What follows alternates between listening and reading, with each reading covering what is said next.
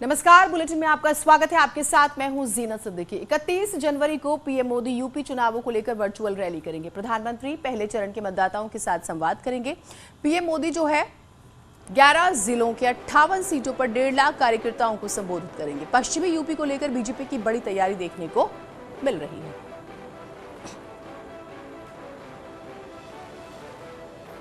तो वर्चुअल पूरा चुनाव आप जानते हैं लगातार डिजिटल ही हो चुका है कोविड की वजह से, लिहाजा वर्चुअल रैली है और पहले चरण में पश्चिमी यूपी यहां मतदान होना है, लिहाजा ज्यादा से ज्यादा विधानसभाओं को कवर करने की कोशिश वर्चुअल रैली जो है प्रधानमंत्री करने वाले हैं। विधानसभा चुनावों को लेकर बीजेपी ने प्रचार तेज कर दिया है। बीजेपी के दिग्गज शहर शहर मोर्चा संभालते हुए पश्चिमी यूपी पर बीजेपी का जोर है। आज अमित शाह मुजफ्फरनगर और सहारनपुर में बीजेपी के लिए प्रचार करेंगे। बीजेपी के राष्ट्रीय अध्यक्ष जेपी नड्डा आज इटावा में प्रचार करेंगे। सीएम योगी आज बागपत और मुरादनगर का दौरा करेंगे। तो ये 3 तस्वीरें अमित शाह का हम जिक्र कर रहे हैं, जेपी नड्डा का जिक्र कर रहे हैं, मुख्यमंत्री का जिक्र कर रहे हैं। कुल मिलाकर सेंट्रल कैबिनेट की बात करें या फिर स्टेट के लीडर्स की बात करें, चीफ मिनिस्टर की बात करें, बीजेपी जो है स्टेट से लेकर सेंटर तक प्रचार प्रसार में उतरी हुई है, जुटी हुई है। आज अमित शाह मुजफ्फरनगर और सहारनपुर के दौरे पर रहेंगे। सुबह 11 बजे अमित शाह मुजफ्फरनगर पहुंचेंगे। वृंदावन गार्डन में वो सभा करेंगे। सदर विधानसभा क्षेत्र में अमित शाह जो है वो जनसंपर्क करेंगे। मुजफ्फरनगर के बाद अमित शाह दोपहर 2 बजे सहारनपुर पहुंचेंगे। देवबंद में जनसंपर्क अभियान में अमित शाह शामिल होंगे। देवबंद के कोटा गांव में भी जनसंपर्क अभियान करेंगे गृह मंत्री। उधर राष्ट्रीय अध्यक्ष जेपी नड्डा आज एसपी के गढ़ इटावा में पार्टी के लिए प्रचार करेंगे। जेपी नड्डा दोपहर 12 बजे हेलीकॉप्टर के जरिए इटावा पुलिस लाइन में उतरेंगे। 12 बजे से 1 बजे तक प्रभावी मतदाताओं से संवाद करेंगे। दोपहर 1 बजे विधानसभा प्रभारियों, प्रवासियों और पदाधिकारियों से चुनावी रणनीति पर चर्चा करेंगे। दोपहर 3 बजे ट्रांसपोर्ट नगर तकिया पर घर घर संपर्क अभियान में शामिल होंगे।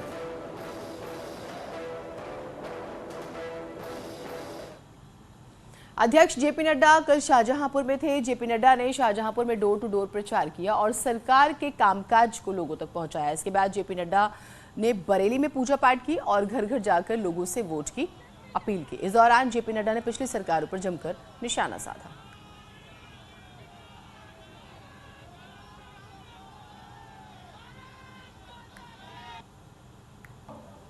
उनका मैनिफेस्टो था लैंड माफिया, उनका मैनिफेस्टो था खनन माफिया, उनका मैनिफेस्टो था सैंड माफिया। मैं गलत बोल रहा हूं क्या? उनका मैनिफेस्टो था अपहरण माफिया, उद्योग था अपहरण। ये उनका मैनिफेस्टो था। बताइए, बहु बेटियां सुरक्षित थी क्या? थी क्या? लॉ एंड ऑर्डर मुसीबत में था कि नहीं था? आजकल माफिया सरेंडर करके या तो उत्तर प्रदेश छोड़ रहे हैं या अपने आप सरेंडर करके जेल जाने की तैयारी कर रहे हैं। पश्चिमी यूपी में सीएम योगी का ताबड़तोड़ प्रचार भी जारी है। सीएम आज बागपत और मुरादनगर का दौरा करेंगे। नेताओं कार्यकर्ताओं के साथ बैठक होगी, लोगों को संबोधित करेंगे, साथ ही डोर टू डोर कैंपेन करेंगे मुख्यमंत्री योगी आदित्यनाथ। तो मुख्यमंत्री योगी आदित्यनाथ जो है वो भी डोर टू डोर कैंपेन करेंगे, प्रचार प्रसार करेंगे, नेताओं कार्यकर्ताओं के साथ बैठक करेंगे। मुख्यमंत्री योगी आदित्यनाथ ने कल मेरठ और हापुड़ में वो मौजूद थे। मुख्यमंत्री ने विपक्ष पर निशाना साधा और लोगों को आगाह किया कि विपक्ष के झूठे वायदों में ना आए।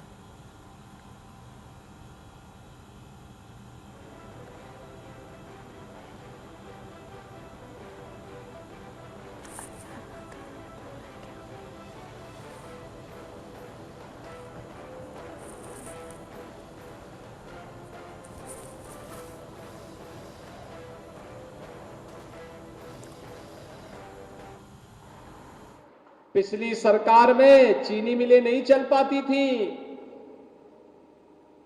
क्योंकि सत्ताधारी दलों के गुंडे आकर के चीनी मिलों से वसूली करते थे।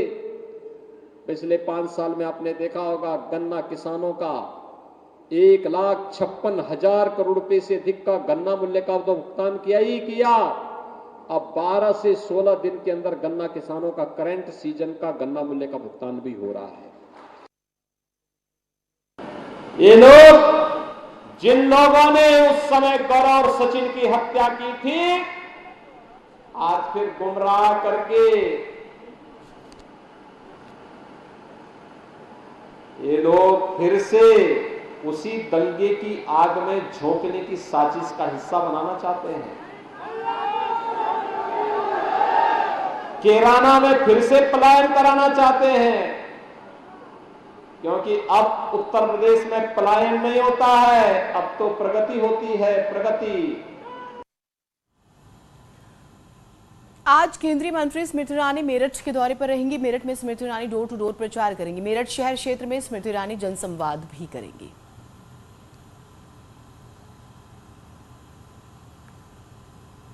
पहले चरण के मतदान में ज्यादा वक्त नहीं है, हर पार्टी अपना प्रचार तेजी से कर रही है।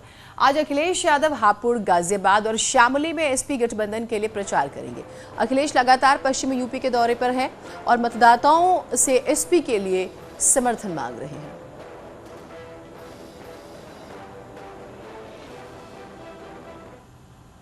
न्यूज 18 से खास बातचीत में एसपी अध्यक्ष अखिलेश यादव और आरएलडी अध्यक्ष जयंत चौधरी ने बीजेपी पर जमकर हमला बोला। अखिलेश ने कहा, बीजेपी ने अपने घोषणा पत्र में किए वायदे पूरे नहीं किए। अखिलेश ने केंद्र सरकार पर उनके हेलीकॉप्टर को रोक कर रखने का आरोप भी लगाया। पहले आज सुबह का क्या वाकया था उसको लोग जानना चाह रहे हैं, वो क्या है, ब्रीफ कर देंगे। ये जानकारी में मुझे भी नहीं है कि आखिरकार क्यों इतना डिले किया गया। 2 घंटे से ज़्यादा हेलीकॉप्टर में बैठना पड़ा और किस वजह से परमिशन नहीं दी समय पर, ये तो सरकार ही बता सकती है। लेकिन कहीं ना कहीं ऐसा लग रहा है कि जानबूझ करके किया गया होगा। जहाँ तक सवाल मुजफ्फरनगर का, मेरठ का है, इस बार यहाँ का किसान, यहाँ का नौजवान, यहाँ का व्यापारी एक होकर के भारतीय जनता पार्टी को हटाना चाहता है, क्योंकि भारतीय जनता पार्टी ने लगातार जनता को धोखा दिया है, झूठे वादे किए हैं और वादों के खिलाफ इस बार जनता मतदान करने जा रही है। 2.5 दशक लंबा आपका कैरियर है सर पॉलिटिकल, क्या ऐसे चुनाव की प्रतिबंधों के साथ कल्पना आपने की थी? नहीं, जो नियम बने उनका पालन करके ही कार्यक्रम कर रहे हैं और नियम ऐसे हैं कि जिसमें ज़्यादा बड़े रैली नहीं हो सकती। जगह जगह जो लोग मिल रहे हैं 200, 300, 400 उनसे मिलते हुए जा रहे हैं। ये इलेक्शन कमीशन की जो गाइडलाइन है उनको पालन करते हुए प्रचार कर रहे हैं। और सर एक पॉलिटिकल कहावत है कि पश्चिम को जो लीड करता है वही पूरब तक जाता है। तो पश्चिम में आज का आपका सफर, हालांकि पूरब में करीब 31 जिलों में हम लोग आपके साथ गए, तमाम जगहों पर लगातार भीड़ भी थी। अब वो क्या लगता है कि पश्चिम से वो लीड का वक्त आ गया है? मुझे लगता है यूपी और पूरे उत्तर प्रदेश में एक तरह का माहौल है। किसान, नौजवान, व्यापारी, हर वर्ग के लोग भारतीय जनता पार्टी को हटाना चाहते हैं। सवाल सर, किसान लैंड के लिए कोई वादा, कोई बात, कोई रोड मैप? यहाँ के गन्ना किसानों का भुगतान समय पर होगा, यहाँ की चीनी मिलें समय पर चलेंगी, बिजली सस्ती होगी और जहाँ तक किसान को इंतजार नहीं करना पड़ेगा, धरने पर नहीं बैठना पड़ेगा, उनका भुगतान समय पर होगा, सिंचाई भी फ्री होगी, माफ होगी। जयंत चौधरी भी देखिए साफ तौर से बैठे हुए हैं, ये भी लगातार सफर कर रहे हैं। सर एक सवाल मैं आपसे ले लूं, आज आए, संयुक्त प्रेस कॉन्फ्रेंस भी हो गई, किस तरह से देख रहे हैं आप सर? हमने मुजफ्फरनगर से शुरुआत की है क्योंकि हम संदेश देना चाहते हैं। मुजफ्फरनगर किसानों की धरती है और जो लोग भाईचारे के विरुद्ध काम कर रहे हैं, राजनीतिक ध्रुवीकरण, धार्मिक ध्रुवीकरण पैदा करना चाहते हैं, उनके विरुद्ध हमने एक गठबंधन बनाया है। किसानों को सम्मान दिलाने के लिए, युवाओं को सम्मान दिलाने के लिए अगली सरकार में, ताकि उत्तर प्रदेश में जो विकास होना चाहिए, जो परिवर्तन जनता चाहती है, हम वो करना। अखिलेश के हेलीकॉप्टर रोकने के आरोपों पर बीजेपी ने पलटवार किया और इसे नौटंकी बताया। समाजवादी पार्टी चुनाव लड़ रही है या चुनावी चौपाल पे चकल्लस कर रही है? आप टेक्निकल चीज पर भी पॉलिटिकल पाखंड करेंगे। अब अभी कल को कहेंगे कि हमारी साइकिल पंचर हो गई, वो भी बीजेपी जिम्मेदार है। हमारे मोबाइल का नेटवर्क नहीं आ रहा है, वो भी बीजेपी जिम्मेदार है। तो ये तो पहले से भूमिका बनाई जा रही है। अब आने वाले दिनों में जब चुनाव का रिजल्ट आएगा तो उसके बाद जो है वो ईवीएम पे जब सर फोड़ेंगे पटक पटक के, तब भी कहेंगे कि साहब ये तो बीजेपी ने नहीं हराया, ईवीएम ने हमको हरा दिया है।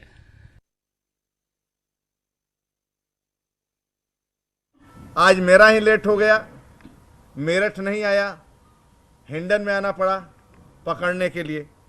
ऐसी नौटंकियों से फोटो ऑफ और प्रचार तो मिल सकता है, वोट नहीं। इस बार जनता का वोट आपके गुंडा राज, दंगा राज की वापसी नहीं होगी। आगे बढ़ते हैं। आजम खान के बेटे और एसपी प्रत्याशी अब्दुल्ला आजम ने कहा है कि उन्हें अपने साथ चल रहे सुरक्षा कर्मियों से ही जान का खतरा है। जो पुलिस वाले चल रहे हैं, मुझे उन पे भरोसा नहीं है कि वो ही किसी चीज में रख दें या वही गोली मार दें। मैं तो अकेला हूँ। मेरी सुरक्षा बस मेरा मालिक करता है, इसके अलावा जो मेरे साथ लोग रहते हैं वो करते हैं। मुझे किसी की सुरक्षा नहीं चाहिए। सुरक्षा के लिए नहीं, मेरी रेकी के लिए लगाए गए हैं कि मैं कब कहाँ हूँ और किससे मिल रहा हूँ। वो मेरी सुरक्षा के लिए नहीं लगाए गए, वो ये इन्फॉर्म करने के लिए लगाए गए हैं कि मैं किससे मिल रहा हूँ और किससे नहीं मिल रहा हूँ। बहराइच में समाजवादी पार्टी में टिकट को लेकर घमासान मचा हुआ है। बहराइच में कुल 7 विधानसभाओं में 5 प्रत्याशी घोषित हो चुके हैं, जिसके बाद टिकट को लेकर सपा में प्रत्याशियों का विरोध शुरू हो गया है। पार्टी से कार्यकर्ता नाराज हैं और हंगामा कर रहे हैं। एसपी जिलाध्यक्ष पर टिकट आवंटन में भ्रष्टाचार का आरोप भी लगा है।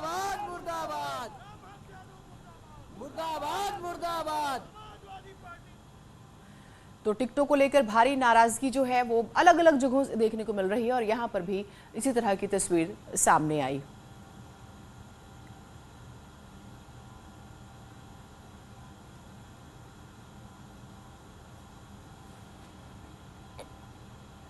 और इलेक्शंस में खास तौर से चेकिंग अभियान ज्यादा तेजी से चल रहा है। तस्वीर आगरा से सामने आती है, जहां पर कुछ ज्वेलरी जो है वो पकड़ी गई हैं और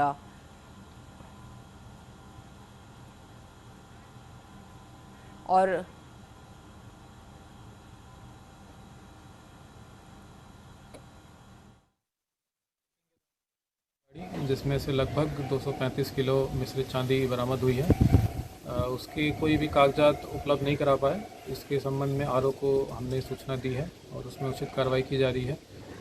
ये जो चांदी पकड़ी गई है, ये अभी 3 दिन पहले भी थाना क्षेत्र खंदौली में ही लगभग 44 किलो चांदी पकड़ी गई थी, जिसकी कीमत लगभग 25 लाख के आसपास थी। ये दूसरी बड़ी कार्रवाई थाना क्षेत्र खंदौली में हुई है और थाना क्षेत्र खंदौली को मैं इसके लिए बधाई देता हूँ।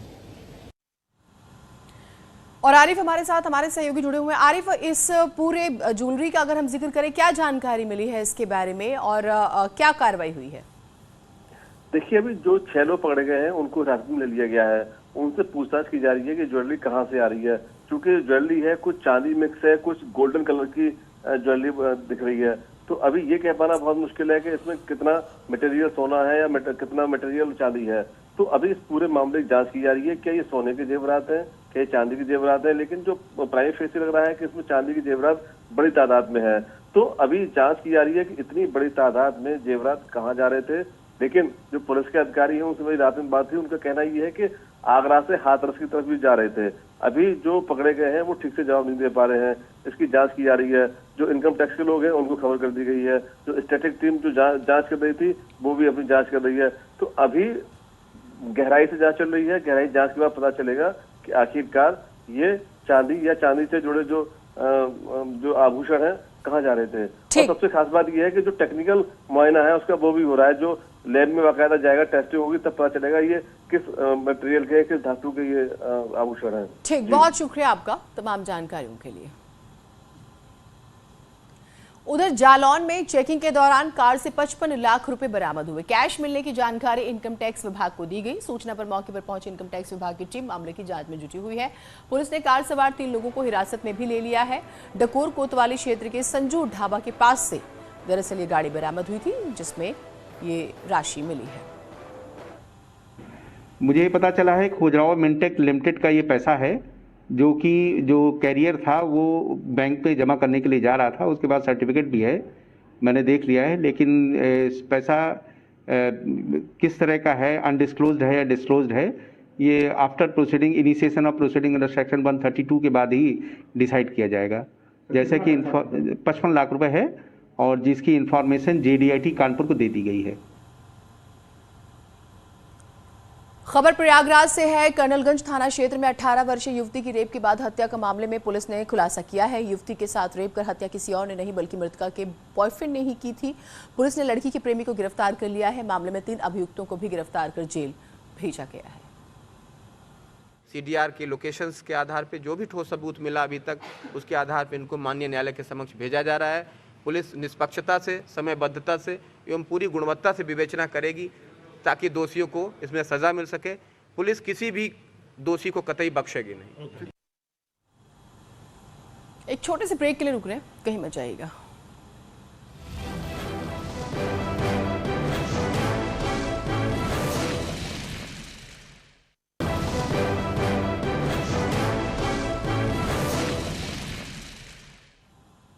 उत्तर प्रदेश में कोरोना की वजह से गृह विभाग ने स्कूल कॉलेज को 6 फरवरी तक बंद करने का आदेश दिया है। अपर मुख्य सचिव अवनीश अवस्थी की ओर से जारी आदेश के मुताबिक प्रदेश के सभी स्कूल कॉलेज 6 फरवरी तक बंद रहेंगे। हालांकि इस दौरान ऑनलाइन क्लासेस जो हैं वो जरूर चलेंगी। इससे पहले सरकार ने 30 जनवरी तक शिक्षण संस्थानों को बंद करने का आदेश दिया था।